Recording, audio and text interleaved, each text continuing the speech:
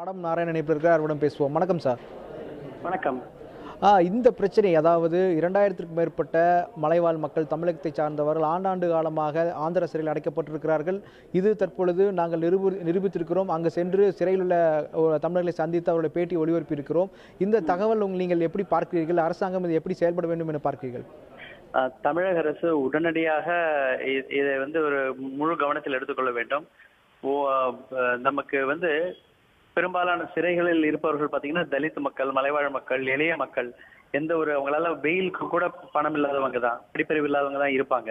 இவர்களுக்காக தான் தேசிய சட்ட ஆணையம் ஏற்படுத்தப்பட்டது, சட்ட உதவி ஆணையம் ஏற்படுத்தப்பட்டது. அது இந்த மாநிலத்தில மாநில சட்ட உதவி ஆணையம் இருக்கிறது. தமிழகத்துல பாத்தீங்கன்னா தமிழ்நாடு சட்ட உதவி ஆணையம் இருக்கிறது.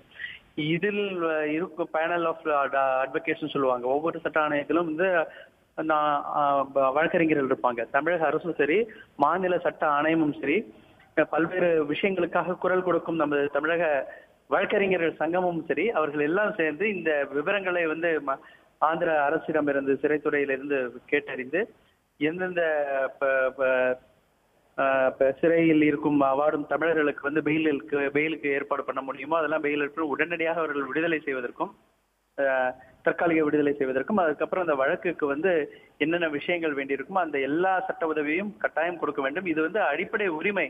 சட்ட உதவி என்பது இன்றைக்கு அரசியல் சாசனத்துல எல்லோருக்கும் உயிர் வாழும் உரிமை போன்ற அடிப்படை உரிமையா இருக்கிறது. அதனாலதான் ஒவ்வொரு முறையும் உச்ச நீதிமன்றமே இந்த மாதிரி அண்டர் ட்ரையல்ஸ், விசாரணை இல்லாமல் கைதிகளாக இருப்பவர்கள் அவர்கள்லாம் விடுவிக்க வேண்டும் என்று சொல்கிறார்கள். விசாரணை கைதிகள் பலர் விடுவிக்கப்பட்டார்கள். திரு நாராயணன், ஆந்திர சிறைகள்ல அடைக்கப்பட்டிருக்கக்கூடிய தமிழர்களுக்கு தேவையான அடிப்படை உரிமைகள் கூட இதுவரைக்கும் செய்து கொடுக்கப்படவில்லை அப்படின்னு சொல்றாங்க. அடிப்படை உரிமை, இலவச சட்ட உதவி என்பது அடிப்படை உரிமை. ஆர்டிகல் 38A நமக்கு நம்மளுடைய உயிர் வாழும் உரிமை போன்ற இந்த உரிமை நம்மளுடைய அரசியல் சாசனத்தில் கொடுக்கப்பட்டிருக்கிறது.